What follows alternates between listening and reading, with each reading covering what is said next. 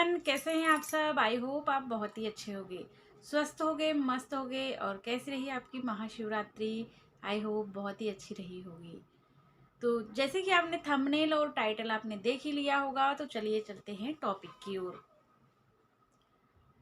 आज हम बात करेंगे एक ऐसी लाइलाज बीमारी जो अगर किसी के लाइफ में लग गई, किसी को लग गई, तो भाई उससे कई सारे रिश्ते, कई सारे संबंध खराब हो जाते हैं।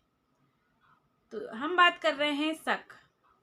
शक एक ऐसी इलाज बीमारी है जिसको अगर पति पत्नी वाले रिलेशनशिप में है या किसी भी रिलेशनशिप में है, तो अगर वो लग गई है वो बीमारी आपको, जिसका कोई इलाज नहीं है, एक बार ये दिमाग में चढ़ जाती है, तो भाई किसी किसी की तो ये बीमारी उतरती ही नहीं है। और किसी किसी को कहना चाहिए पूरे रिश्ते खराब होने के बाद ही समझ में आती है कि हमें ऐसा नहीं करना चाहिए था, हमने ये क्यों किया।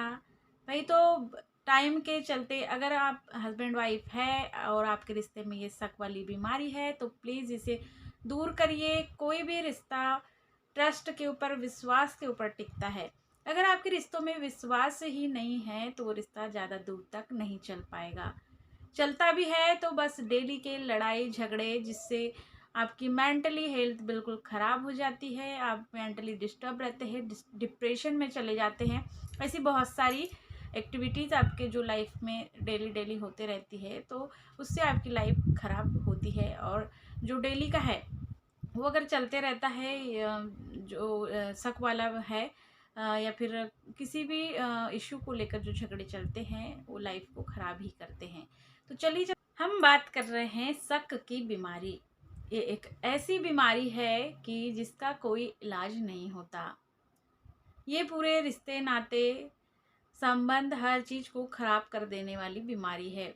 अगर आपको कोई बीमारी हो जाती है जिसका इलाज है वो आपके शरीर को ख़त्म करती है, लेकिन ये ऐसी बीमारी है कि आपके शरीर के साथ साथ आपकी पूरी जो रिलेशनशिप है, आपके संबंध है, आपकी फैमिली है, हर चीज़ को ये जो शक की बीमारी होती है ये ख़राब करती है।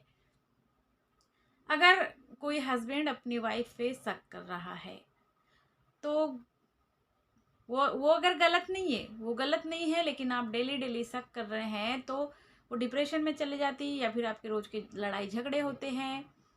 आपके डेली के लड़ाई झगड़े ही नहीं, पूरे घर का माहौल भी ख़राब होता है। अगर आपके बच्चे हैं तो बच्चों पर भी भाई बहुत बुरा असर पड़ता है। और ये शक की बीमारी आपके पूरे रिश्ते ख़राब करती है। और कभी कभी तो इस बीमारी के चलते यहाँ तक की नौबत आती है कि ख़त्म करने की बात तक आ जाती है। भाई अब ज़्यादा ही होगा तो ख़त्म तो करना ही पड़ेगा। अगर आप डेली एक्सप्लेन कर रहे हैं, मैं नहीं हूँ, मैं ऐसी नहीं हूँ, मैं वैसी नहीं हूँ, आप ट्रस्ट पे ट्रस्ट दिला रहे हैं, तो ये अपने आत्मसम्मान को ही ठेस पहुँचती है। नहीं, ये ऐसी होगी, ये या ऐसा होगा, इसीलिए तो एक्सप्लेन कर रहा है। अपने बारे में ज़्यादा एक्सप्लेन भी करना कभी कभी गलत साबित होता है। अगर हम हमारे ऊपर डेली आरोप पे आरोप लग रहे, आरोप पे आरोप लग रहे, भाई कब तक सहोगे, कब तक सहेंगे। जब आगे वाले की सहन करने की क्षमता टूट जाती है, भाई आप बहुत ज़्यादा शक कर रहे हैं छोटे छोटे रिश्तों को लेके। ये बीमारी ऐसी होती है जो रिश्ते तक नहीं देखती। कई लोग भाई बहन में, पिता बेटी, बहुत सारे ऐसे रिश्ते, इनमें शक करने वाले के दिमाग को आप पकड़ ही नहीं सकते। अगर उसके अंदर ये बीमारी घुस गई है तो वो किसी भी रिश्ते में शक करेगा। कई लोग जैसे रास्ते से जाते हुए अगर बहन भाई भी है और धीरे धीरे बात करते हुए चल रहे हैं, तो बस यही दिमाग में घूमेगा, अरे इनका चक्कर चल रहा है, या फिर ये ऐसे है। तो वो किस किस को एक्सप्लेन करते फिरेंगे, उन्हें थोड़ी ना पता है कि आप उनके बारे में बात कर रहे हैं। इसीलिए जो आपके बारे में ऐसी बातें कर रहा है, एक्सप्लेन हम अपने पास वालों से ही कर सकते हैं। अगर आप पे डेली डेली हो रहे तो उनसे भी एक्सप्लेन मत करिए, एक्सप्लेन करना ही छोड़ दीजिए। अगर आप डेली डेली एक्सप्लेन करते रहेंगे, लड़ाई झगड़े बढ़ेंगे।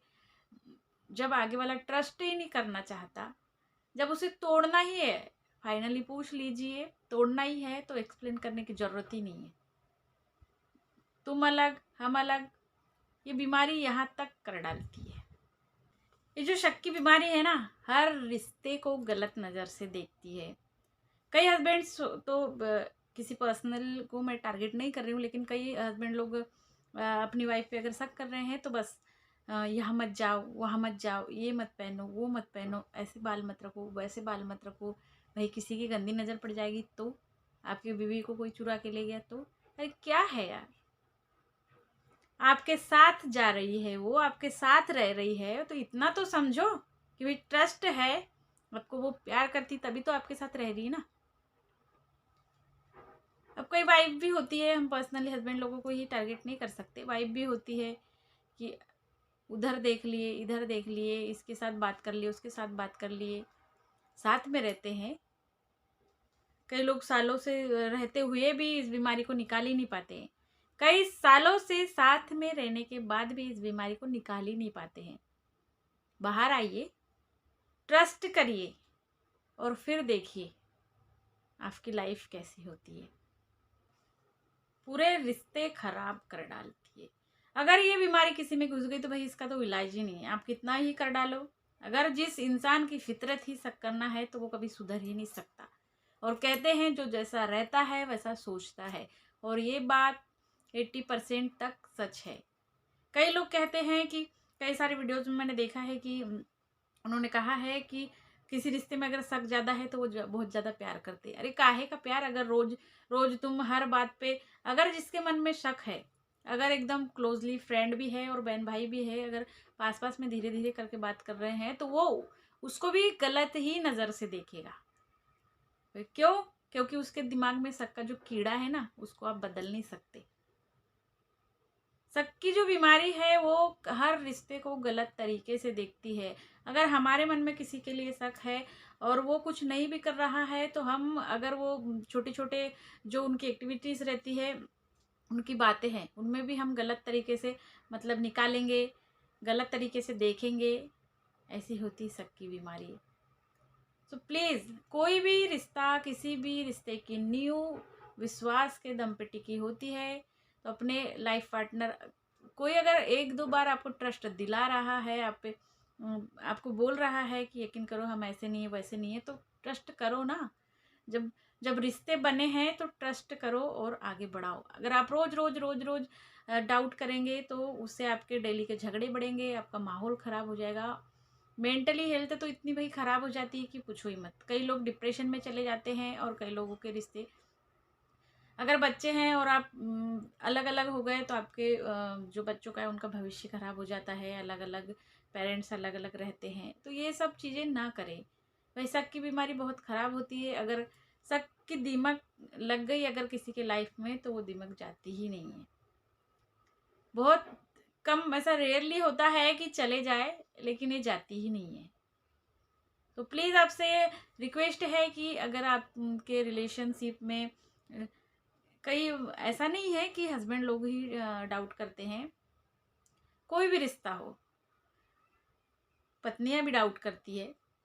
भाई हस्बैंड लोग बाहर से आ रहे तो उनके ड्रेसेस चेक करना, परफ्यूम सूंघना, कहीं बाल तो नहीं ये चेक करना, लिपस्टिक के निशान तो नहीं है ये चेक करना। बहुत सारे ये भाई हमारे आसपास नहीं होता होगा, लेकिन ऐसा होता है, बहुत सारी जगह में ऐसा होता है।